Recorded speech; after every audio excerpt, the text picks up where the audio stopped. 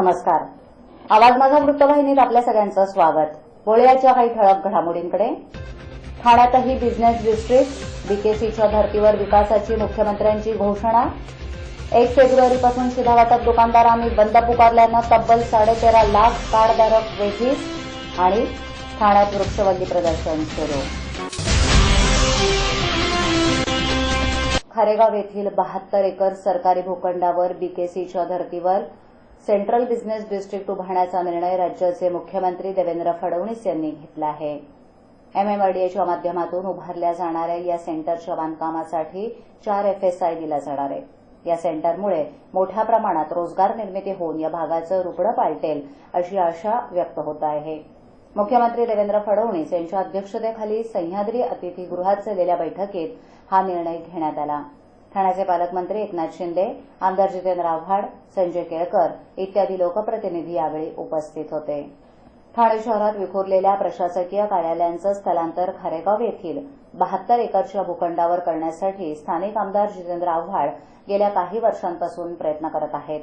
परंतु सरकारी कार्यालयांसोबतच मुंबईतील बीकेसीप्रमाणे या जमिनीवर सेंट्रल बिझनेस डिस्ट्रिक्ट उभारण्याची मागणी एकनाथ शिंदे आणि जितेंद्र आव्हाड यांनी शुक्रवारी मुख्यमंत्र्यांसोबत झालेल्या बैठकीत केली.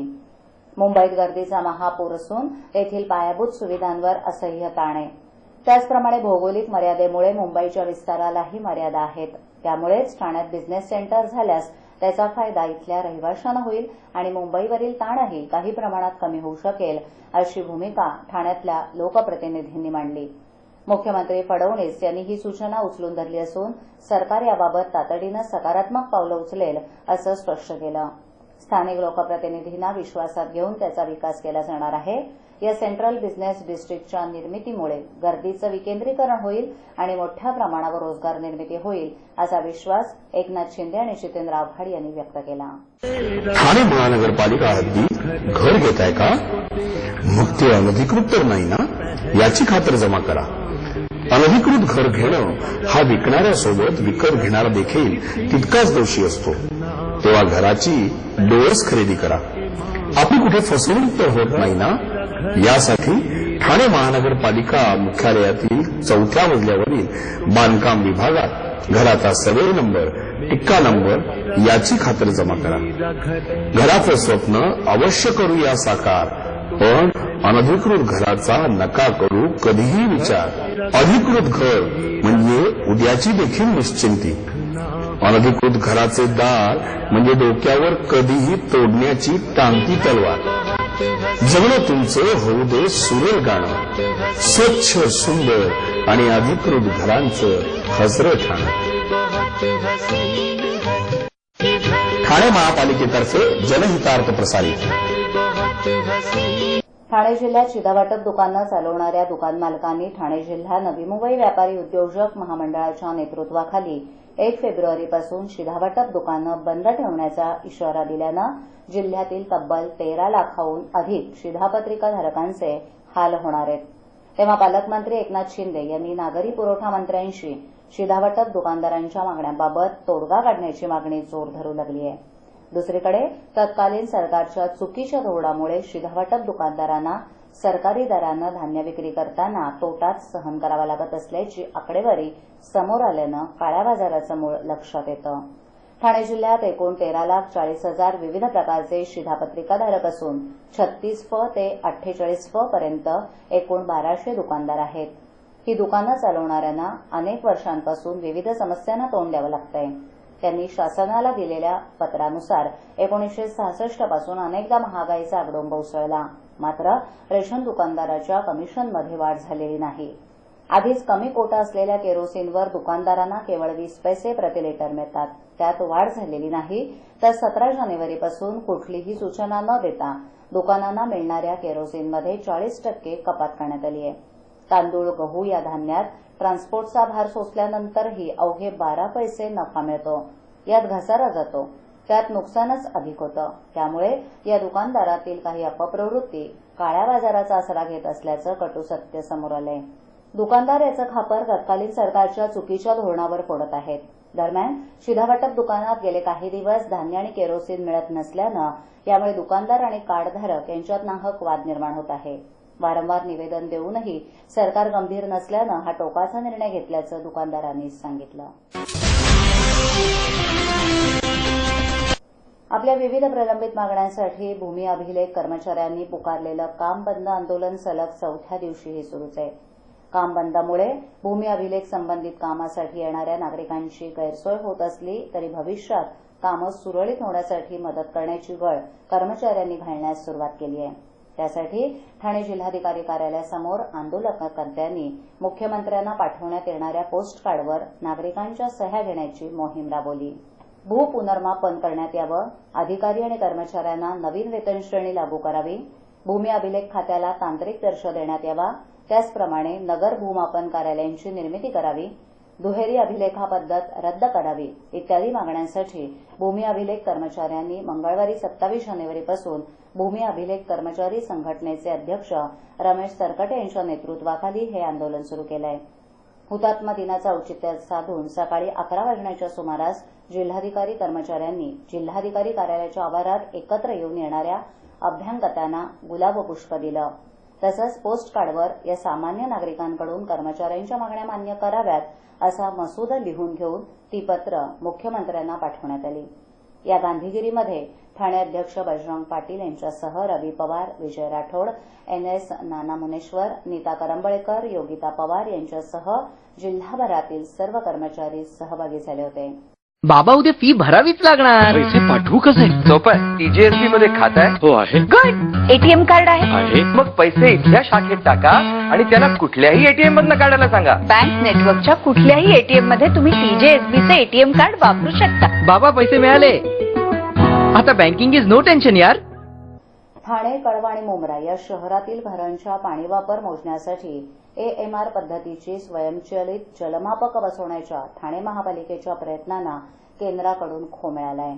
या जलमापकांच्या खरेदीसाठी 179 कोटी रुपयांचा निधी देण्याबाबतचा ठाणे महापालिकेचा प्रस्ताव केंद्रीय नगरविकास विभागानं महागडा असा शेरा मारून फेटाळलाय. त्यामुळे ठाण्यातील घरगुती पाणी वापराचं स्वयंचलित नियमन करण्याची योजना बारगळली आहे. ठाणे महापालिकेला वेगवेगळ्या स्रोतांमधून दररोज सुमारे 500 दशलक्ष लिटर्स इतकं पाणी मिळत असतं. सुमारे 18 लाख लोकसंख्येला हे पाणी पुरेस असल्याचा पाणीपुरवठा विभागाचा दावा आहे. तसंच शहराला माणशी दररोज 150 लिटर पाणी मिळायला हवं असा राज्याच्या पाणीपुरवठा विभागाचा निकष आहे. मात्र ठाणे शहरात हे प्रमाण सर्वत्र सारखं नाही. नौपाडा, पाचपाखडी सारख्या भागात भरपूर पाणी असल्यानं तिथे साहजिकच पाण्याची नासाडी होते. तर लोकमान्य नगर, सावरकर नगर भागातील काही वस्त्यांमध्ये तीव्र पाणी टंचाई जाणवते. विशेष म्हणजे आजही ठाणे महापालिका हद्दीतील 75% कुटुंबांना ठोक पद्धतीनं पाणी बिल आकारलं जातं. त्यामुळे कितीही पाणी वापरलं तरी त्याचं बिल ठराविकच येत असल्यानं पाण्याच्या उधळपट्टीला प्रोत्साहन मिळतं.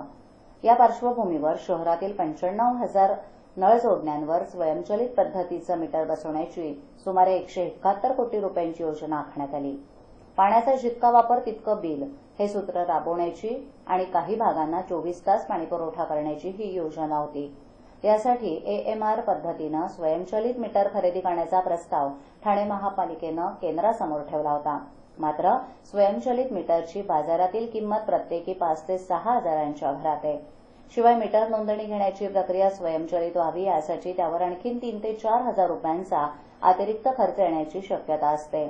एवढा खर्च कशासाठी असा प्रश्न उपस्थित करत केंद्रानं महापालिकेचा हा प्रस्ताव फेटाळून लावलाय. त्यामुळे ही योजनाच आता बारगळली आहे.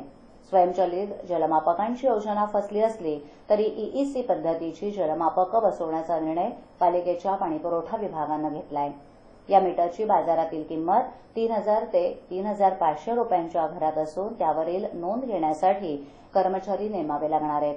महापालिकेनं नौपाडा, पाचपाखडी, उथळसर पट्ट्यात पहिल्या टप्प्यात सुमारे 15,000 मीटर बसवण्याचा निर्णय घेतला असून त्यासाठी सुमारे 12.5 कोटी रुपयांचा खर्च येणार आहे, अशी माहिती पाणीपुरवठा विभागाचे कार्यकारी अभियंता मंगेश गीते यांनी दिली.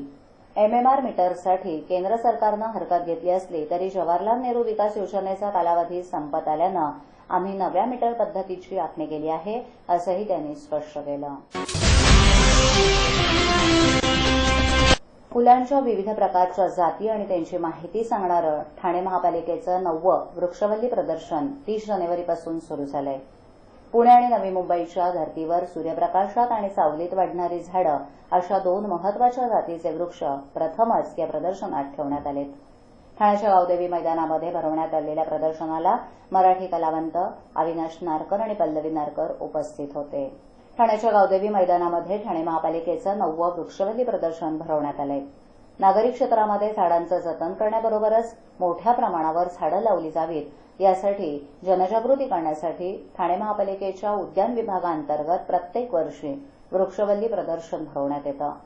लोकांचं आकर्षण ठरणाऱ्या या प्रदर्शनामध्ये शोभिवंत पानाफुलांच्या कुंड्या, वामन वृक्ष, हंगामी फुलझाडं, कॅक्टस, ब्रोमालियास, गुलाब पुष्प अशा विविध जातीच्या फुलांची, फळांची मांडणी करण्यात आली आहे. निसर्गावर आधारित छायाचित्र, रंगचित्र आणि उद्यानांची प्रतिकृती देखील लोकांना पाहायला मिळणार आहे. शिवाय आपल्या आवडीची फळं देखील नागरिकांना खरेदी करता येणार आहेत. या प्रदर्शनाचं उद्घाटन ठाण्याचे महापौर संजय मोरे यांच्या हस्ते झालं. यावेळी मराठी कलावंत अविनाश नारकर आणि पल्लवी नारकर उपस्थित होते. आजच्या ठळक घडामोडी शेवटी पुन्हा एकदा. ठाण्यातही बिझनेस डिस्ट्रिक्ट, बीकेसीच्या धर्तीवर विकासाची मुख्यमंत्र्यांची घोषणा. 1 फेब्रुवारीपासून शिधावाटप दुकानदारांनी बंद पुकारल्यानं तब्बल 13.5 लाख कार्डधारक वेठीस. आणि ठाण्यात वृक्षवल्ली प्रदर्शन सुरू. आपल्या विभागातील काही सूचना अथवा समस्या असल्यास त्या आमच्यापर्यंत जरूर पोहोचवा. आम्ही तुमचा आवाज नागरिकांपर्यंत नक्की पोहोचवू. आम्हाला संपर्क करण्यासाठी आमचा पत्ता आवाज माझा 103 सायलेक, आदर्श नगर समोर, कोलवाड रोड, ठाणे पश्चिम. आमचा दूरध्वनी क्रमांक 9773503326. आमचा ईमेल आयडी awazmaza.tvnews@gmail.com. आवाज माझावरील एखादी बातमी पाहिजे राहून गेली असल्यास युट्यूबवरही ती तुम्ही पाहू शकता. तर मग उद्या पुन्हा भेटू याच वेळी याच ठिकाणी काही नवीन घडामोडींसह आवाज माझा वृत्तवाहिनीत. तोपर्यंत नमस्कार.